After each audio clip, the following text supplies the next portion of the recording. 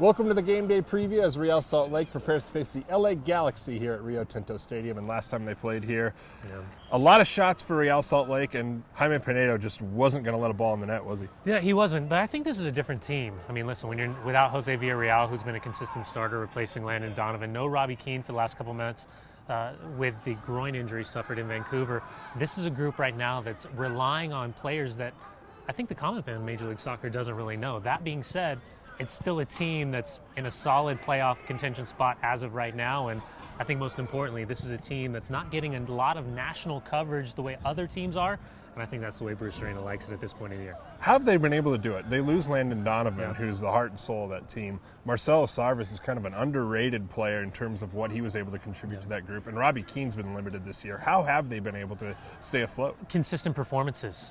Defensively, they've been solid. In goal, they've been solid. In the midfield, they've been solid. I think it's still a question mark. What's their best formation in the front line? Bradley Jamieson IV has been fantastic. Gyasi Zardes has been fantastic. Most importantly, I think the most underrated acquisition in the last two seasons might have been Alan Gordon coming down from the San Jose Earthquakes. I think if you would have asked Bruce Arena if Alan Gordon would be the most valuable player he had in terms of impact game-changing players, I think he would have laughed at all of us. But I think he's got the final laugh because Alan Gordon's been fantastic once again this season. They've got 6 guys that have been kind of making up their 4-man midfield. Yeah. 3 of those guys are really inexperienced in MLS. How can RSL take advantage of that, depending on the number of guys they have on the field? Possession. Force them to chase, pull them into spots they're uncomfortable. You've got altitude.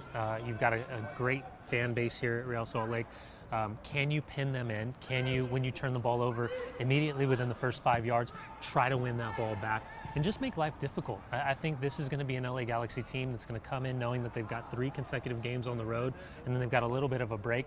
They know if they can just get through these games, try to steal some points, they're going to be in a great spot as we start to turn into the summer months. It's always a good matchup when these two teams hit the field. 7 o'clock pregame on KMYU.